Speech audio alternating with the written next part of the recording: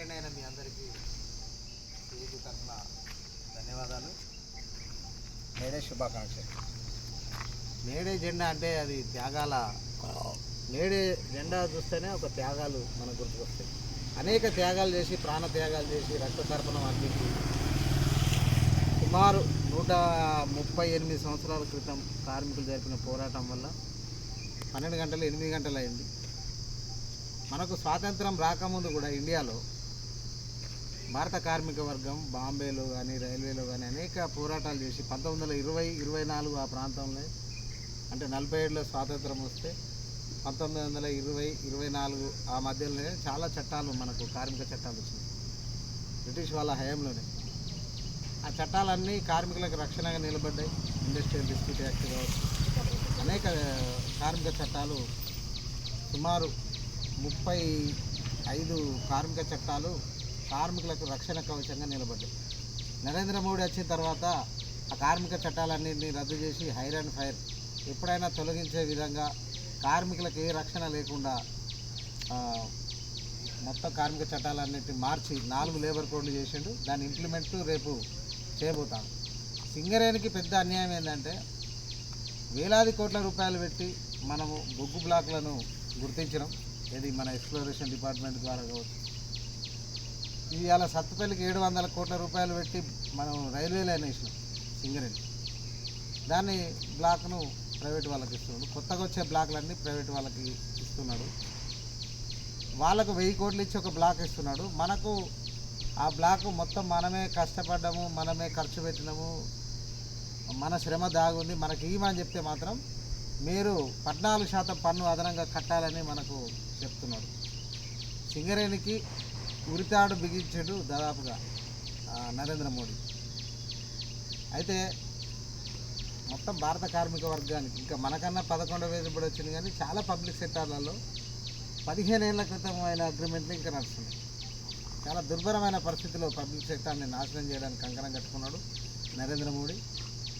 ఇవాళ public sector దేశానికి contribution ఎంత అంటే ఒక సంవత్సరానికి సుమారు 3 లక్షల కోట్ల రూపాయలని కేంద్ర బడ్జెట్కి ప్రభుత్వ రంగ పరిశ్రమలు ఇస్తున్నాయి. అటువంటి పాలిచ్చే ఆవును తెగనమ్ముకున్నట్టుగా ఇవాళ పెట్టుబడిదారుల లబ్ధి కోసం నరేంద్ర మోడీ ప్రయత్నం చేస్తున్నారు. చాలామంది ప్రజలు ఏమనుకుంటారంటే ఈ కార్మికులకే నష్టాలు జరుగుతున్నాయని. ఇప్పుడు చాలా పెద్ద విశ్వరూపం రాబోతుంది. కార్మిక చట్టాలే మార్చడు కాదు, ఇండియన్ పీనల్ కోడ్ మారుస్తున్నారు. ఇంకోటి ఏంటంటే నీ మీద ఏదైనా నేరం ఆరోపిస్తే ఒక PMLR అని ఒక చట్టం తీసుకొస్తుంది. నీ మీద ఏదైనా నువ్వు అక్యూజ్డ్ అయితే అది ప్రూఫ్ అయ్యేదాకా తుది జడ్జిమెంట్ వచ్చేదాకా నీకు బెయిల్ రాదు. ఆ విధంగా ఢిల్లీలో ఉప ముఖ్యమంత్రి మనీష్ సిసోడియా లోపల ఉన్నాడు, అరవింద్ కేజ్రీవాల్ లోపల ఉన్నాడు, ఇంకా చాలామందిని లోపలేసే ప్రయత్నం చేస్తున్నారు. అంటే ఇండియన్ పీనల్ కోడ్ మార్చిన తర్వాత బెయిల్ రాదు. వాడు తప్పుడు కేసు పెట్టినా నువ్వు పోయి లోపల కూర్చోవాల్సిందే. ప్రభుత్వం తలుచుకుంటే ఏదైనా చేయొచ్చు. అందుకే ఇవాళ ఒక భయానకమైన వాతావరణం, ప్రజలు భయభ్రాంతులకు గురవుతుంది నరేంద్ర మోడీ ప్రభుత్వం. ఈ ప్రభుత్వం కనుక ఇప్పుడు దిగకపోతే రానున్న రోజులు చాలా ప్రమాదం.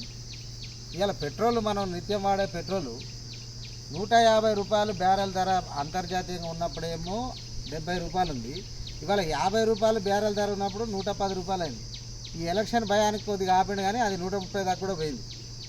అంటే ఇటు నిత్యావసర వస్తువులు, అటు రైతులకు మోసం చేసిండు. రైతులు సంవత్సర కాలంగా పోరాటం చేసినా వాళ్ళం ఇయ్యలే. ఉక్కు చట్టాలు తీసుకొచ్చి ఇవాళ ఫారెస్ట్ కూడా ఉందని అదానికి అప్పచెప్తున్నాడు, రైల్వే అప్పచెప్తున్నాడు, రైల్వే పోర్ట్స్ అప్పచెప్తున్నాడు, విమానాశ్రయాలు చెప్తాను, పబ్లిక్ సెక్టార్లు అన్నీ అప్పచెప్తున్నాడు. రేపు సింగరేణి కూడా అప్పచెప్పడానికి గ్యారెంటీ ఏం లేదు. ఎందుకంటే వాళ్ళకి ఆల్రెడీ అదానికి బొగ్గు కంపెనీలు ఉన్నాయి, వాళ్ళకి ఎక్స్పోర్ట్ పోర్ట్లు ఉన్నాయి, ఏది రవాణాకు సంబంధించిన పోర్ట్లు ఉన్నాయి, వాళ్ళకు వ్యాగన్స్ ఉన్నాయి, అన్ని రకాలుగా ప్రైవేటు వాళ్ళు పెద్ద ఎత్తున ఉన్నారు. సింగరేణి కూడా అప్పచెప్పారనేది ఏం లేదు. చాలా ఆశలతోటి, కోటి ఆశలతోటి మా నాన్న ఉద్యోగం నేను చేస్తా అని మనం అందరం వచ్చి ఉద్యోగం చేస్తాను. కానీ ఈ ఉద్యోగం చేయడానికి పూర్తి కాలం మనకు చేయనిచ్చేటట్టు లేడు నరేంద్ర మోడీ. అందుకని కార్మిక వర్గం ఇప్పుడు ఈ మేడే సందర్భంగా మనకు వీలైనంత వరకు నరేంద్ర మోడీని బీజేపీని ఓడగొట్టే ప్రయత్నం చేయాలి. అది మన కర్తవ్యంగా భావించాలి.